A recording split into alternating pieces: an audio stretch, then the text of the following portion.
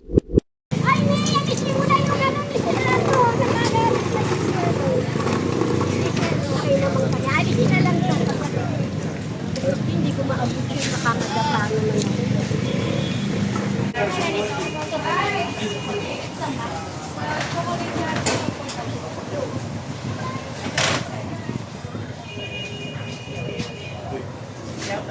Kasi lagi araw-araw dumadaan siya para malinis eh. Kumakano siya siya, araw-araw eh. Ito, stock mo, deliver. Daya, maluwag na. Ayan, binalikan yan dito. Ayan, pagbalik nila, hindi naman nila. Ito ha, uwi ka lang yung daw ha. Uwi ulit ako, kaya siyang ano. Ayahay. Tama ka. Ano mo nga, minsan? Mga dalawang araw ka lang. Sakay ka sa bus. Okay.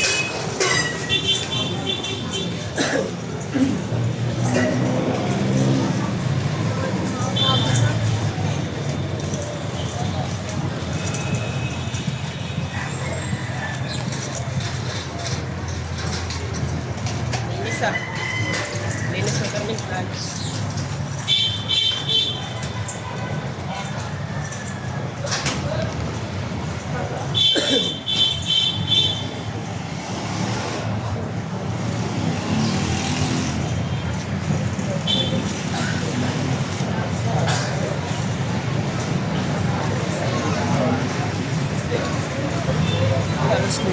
O, punta mo muna sa kanya.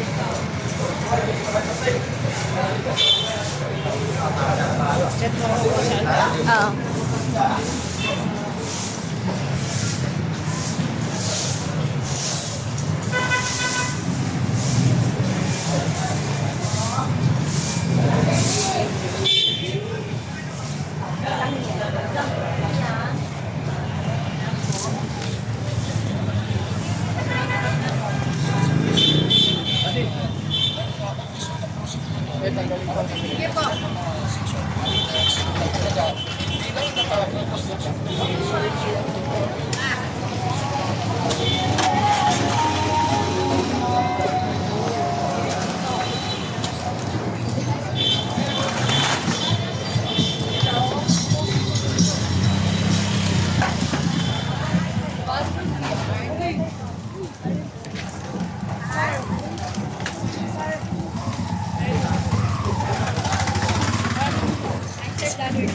Sige yan.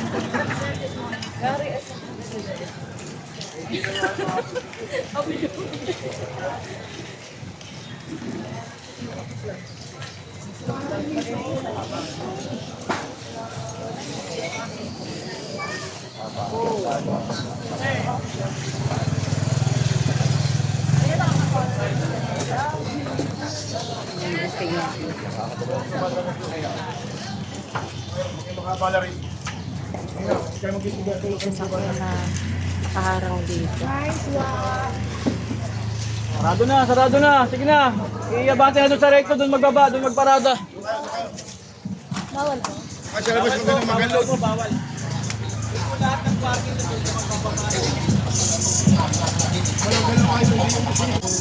Bawal po kasi magtagal ng standby dito kasi kagaya niyan, meron pong dadaan na mga ganito tapos or mga ibang sasakyan, hindi sila makakadaan kasi nga nakaharang itong L3. Ayan.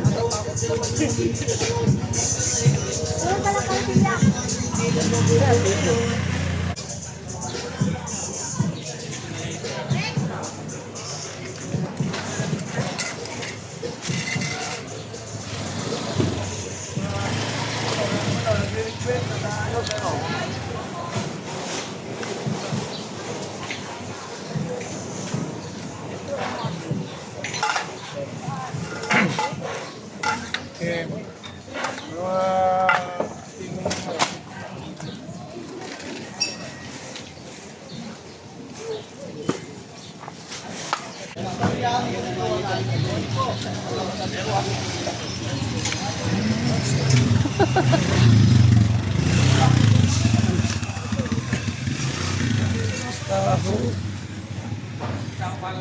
Ayan mga kababayan, nandito tayo ngayon sa may Divisoria. Kung naalala nyo yung mga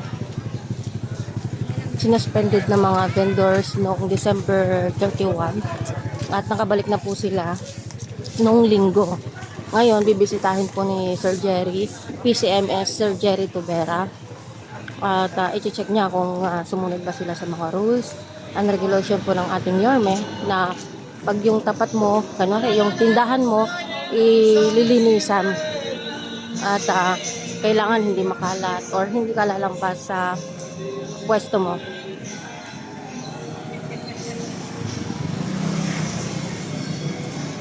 Ay, luwag ah.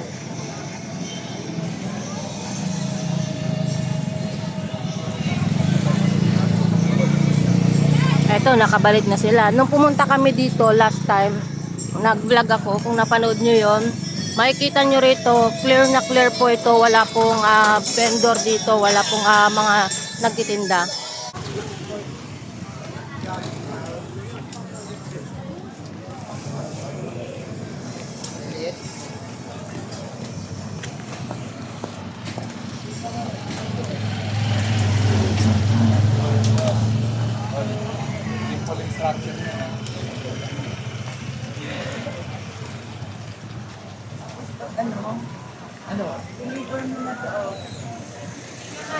Ayan, papasukin na. Nandito tayo sa may MD Santos. At papasukin nga itong One Luna. Kasi madalas dito, mayroong mga pasaway talaga dito na talagang naglalatag pa rin na illegal bento.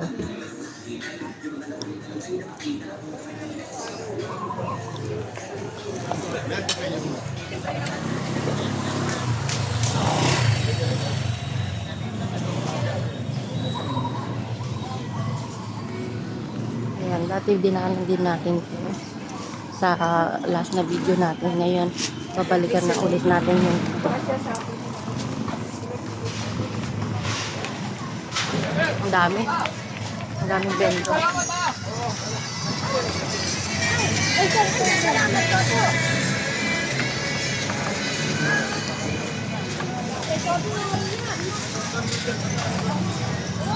Ayan.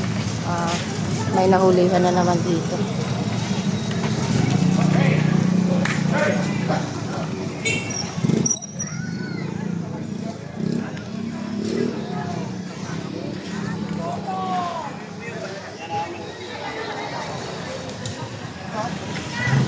Tinatakbo pa nung isa.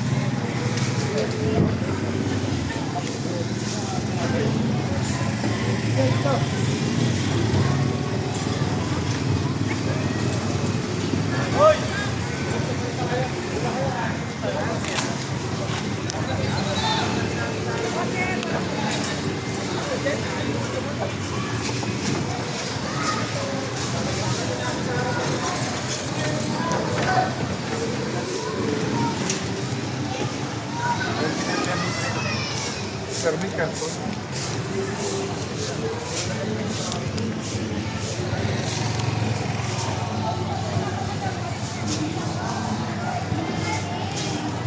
Pagalitan pa ng amo.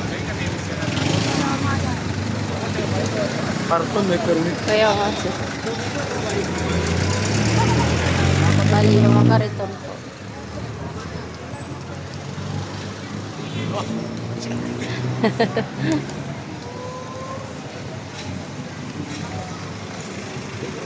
Sabihin wala palang permit na.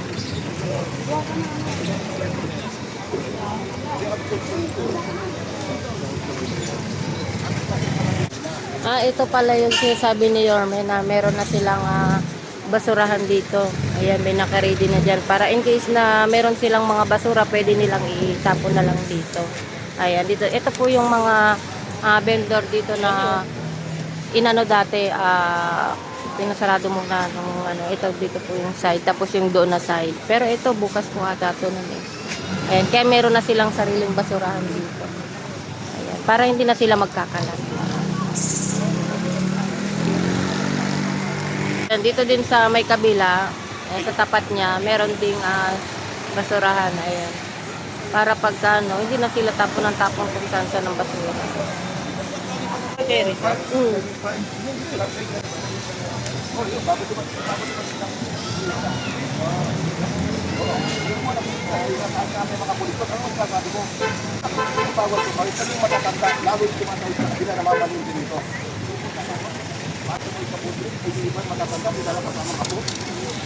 Dami pong regalo, puro plastic na lang.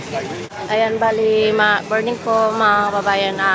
Ito, mga ilang kariton to. 2, 4, 4 na kariton. Bali, tinanggal lang po yung mga paninda nila. Bali, yung kariton, yung kukunin. Ayan, para hindi naman po sila totally na talagang malulugi. Kasi syempre, kung kukunin pati yung paninda, syempre, puhunan din yan, di ba? Kaya ang kinukuha po ng ating mga smart police ay ang kanilang kariton. Hindi po sinasama ang mga paninda. Ayun lang po. Binamano talaga yung alagay niya. Kami binamano. Ano maglalagay ba kami dyan? Huwag, sir. Asan na? Ayan mga kabayan. Nakikita niyo. Wala na.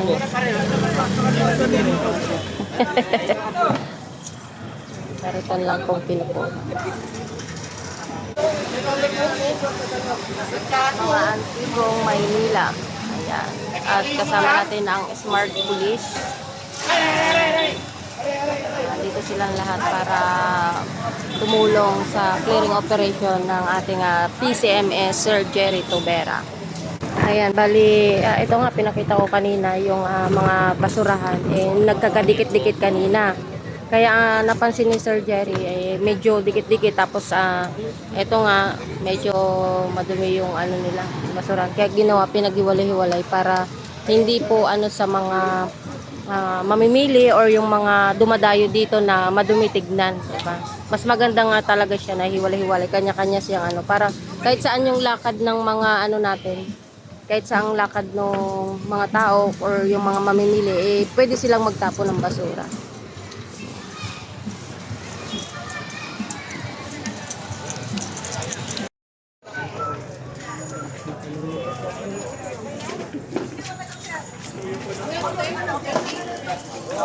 Makabay mo si ano? Binalik ka agad. Apo, sir. Apo. Sige po, Sobra paano po, yun. sir? Tapos, biblasan mo eh. Ano? Ay! Kakakain mo. Buti recharge si Kuya. Nasaan ganon? Nasaan ba ganon? Ay, matago si ano, Renny Boy. Diba? Bababa mo nga muna.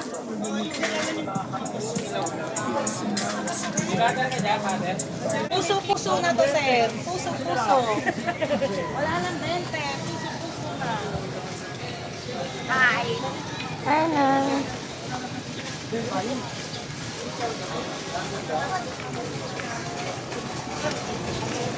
Ito na, dito na tayo sa bingo. Ayan.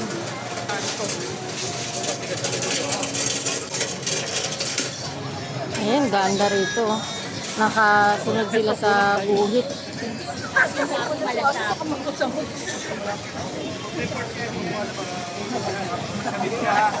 Sakay mo na. Damirin mo. Kaya po.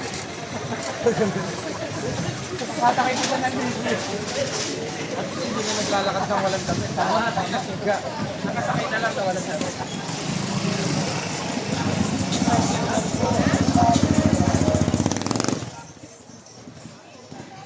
Ayan, pupuntahan ng ating smart team at PCM Sir Jerry Tobera. Ito nga mga nasuspended na mga vendor dito sa may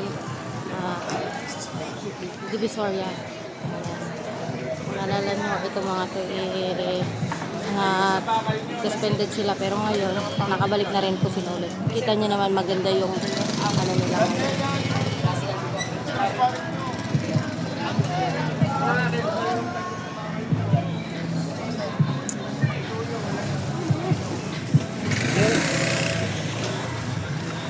Vamos na tali. Ganda ng pwesto nila dito. Pinakatakip na na.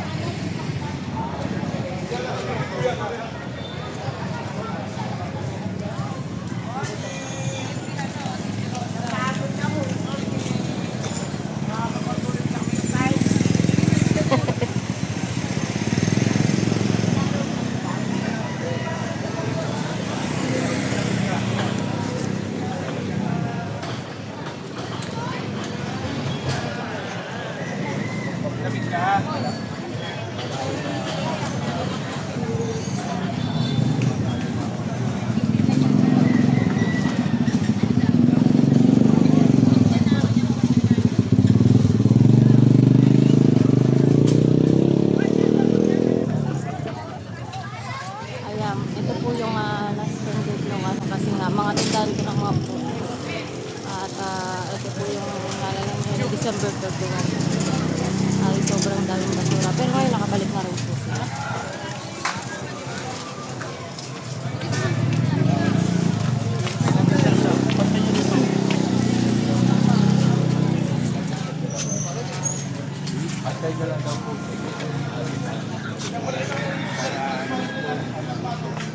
Pakitanggal yung transparent na plastic. Kaninang pwesto yan? Tanggalin na. May pangmamagal na yan. Tanggalin na rin dyan. Kaya yung nakabutan dito. Ayun, nakakaabot ko dito namin nakabot yung pasal. Yung pang-petito na po ng kagabi.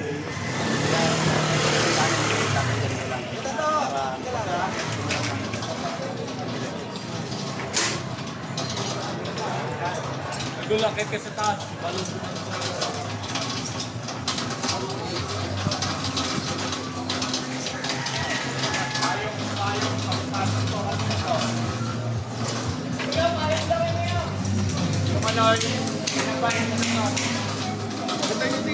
Ayan mga kabayan, nandito tayo ngayon sa may prutasan. Ito po yung tindahan ng mga prutas. Makikita nyo talagang ang luwag po niya. Tapos maganda na, goods na yung mga stall nila, mga paninda nila. Talagang nakasunod naman sila sa linya at hindi naman po sila lumalagpas.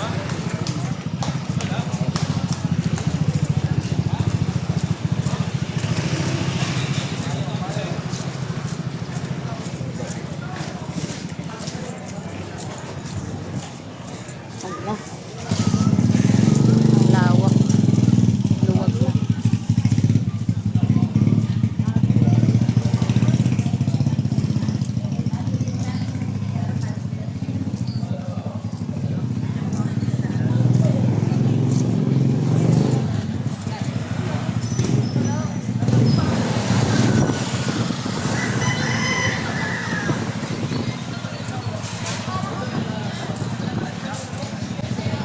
Ayan. Okay naman po yung mga vendor dito. Wala naman pong nahuli dito sa side na to dahil sumunod naman sila sa gusto ng ating government. Tapos mapapansin nyo, wala po kayong nakikitang basura. At malinis po talaga dito sa may Carmen Plana Street. Pasukin natin ulit ito. Recto. Ayan, binabalik-balikan po ito.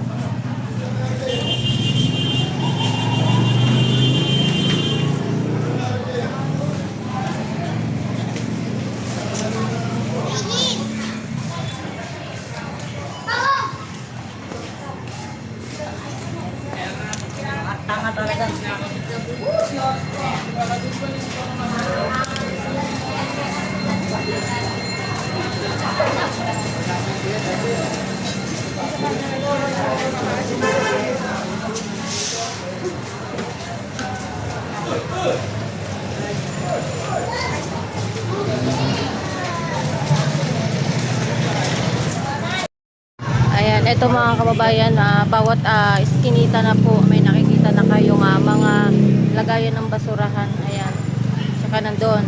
Doon sa diretsyo nito, doon sa may dulo, meron tayong video no na pinakalat po yung mga basurahan nila para yung mga mamamili po ay meron po silang, kung sakaling may mga dala sila, pwede nilang itapon yung mga basura nila para hindi po nakakalat kung saan saan. Ayan, kaya mapapansin nyo may basurahan na po yan. Ayan po yung nahanap ng ating mga viewers na dapat meron pong mga basurahan sa mga gilid ng kalsada. Ayun nga po, meron natin pala. Napansin ko rin ngayon.